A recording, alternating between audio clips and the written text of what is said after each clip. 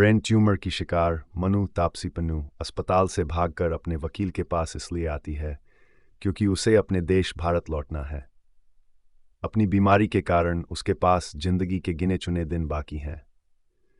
5 साल पहले उसने अपने दोस्तों बुग्गू, विक्रम कोवल और बोवल के साथ अपना देश छोड़ दिया था।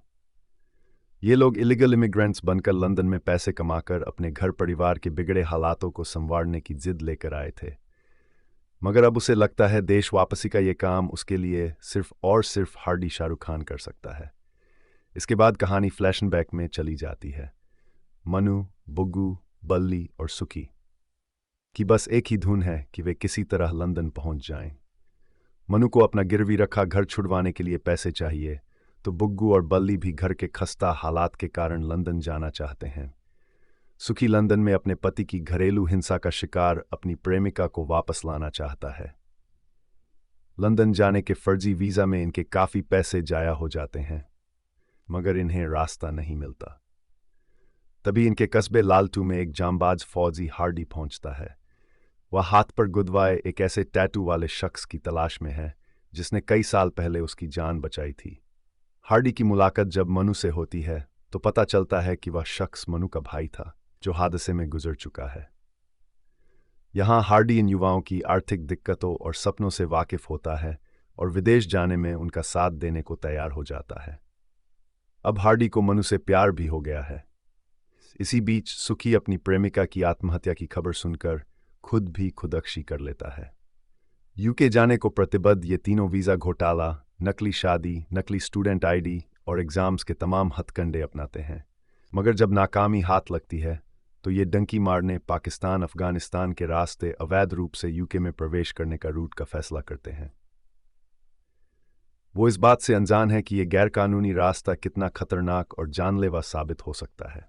अंततः ये सभी वहां पहुंचते हैं, मगर फिर हार्डी को अपने देश वापस भेज दिया जाता है। अब 25 साल बाद मनु ने हार्डी के सामने गुहार लगाई है कि वह उन लोगों को अपने देश वापस ले जाए। क्या हार्डी इन लोगों की घर वापसी करवा पाएगा?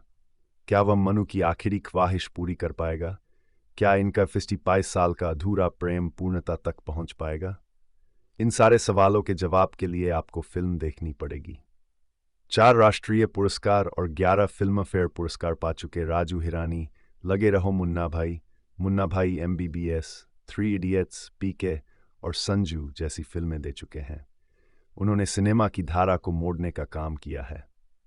जाहिर है ऐसे फिल्मकार के साथ जब SRK जैसा चमकता सितारा हो तो अपेक्षाएं बढ़ जाती हैं। मगर कहना पड़ेगा कि राजकुमार हिरानी की इस फिल्म का फर्स्ट हाफ स्लो है। वे चरित्रों के निर्माण और उनको स्थापित करने में काफी वक्त लगा देते हैं।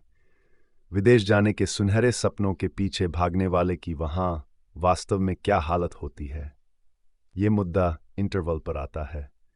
फिल्म में डेप्थ की कमी खलती है। हालांकि सेकंड हाफ में उन्होंने कहानी को मजबूती से संभाल लिया है।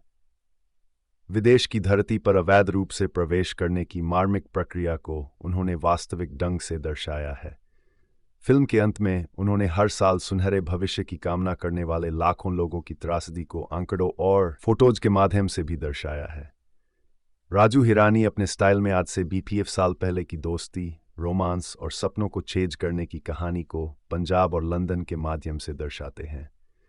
CK मुरलीधरन, मानुष नंदन, अमित राय, कुमार पंकज जैसे सिनेमेटोग्राफर की टीम ने दमदार काम किया है। डंकी के फर्स्ट हाफ को थोड़ा क्रिस्प किया जा सकता था। प्रीतम के संगीत में लुट पुट गया, ओ माही, मैं तेरा रास्ता देखूंगा जैसे गाने सूदिंग बन पड़े हैं। पिछले कुछ समय से पठान, जवान और एनिमल जैसी एक्शन फिल्मों के आदी हो चुके दर्शकों के लिए ये फिल्म थोड़ी सिंपल भी साबित हो सकती है। माना कि ये राजू हिरानी का सर्वोत्कृष्ट काम नहीं है, मगर अपनी जड़ों की ओर लौटने की चाहत रखने वाले किरदारों से सजी ये फिल्म आपको फील गुड जरूर करवाती है। फिल्म की पूरी स्टारकास्ट की परफॉर्मेंस फिल्म का प्लस पॉइंट है। शाहरुख एक बार फिर अपने अंदाज में एक्शन, इमोशन, रोमांस और हीरोइज्म में चार्मर साबित होते हैं।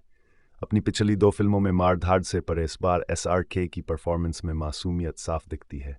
मनु के रूप में तापसी ने खूब अच्छा काम किया है।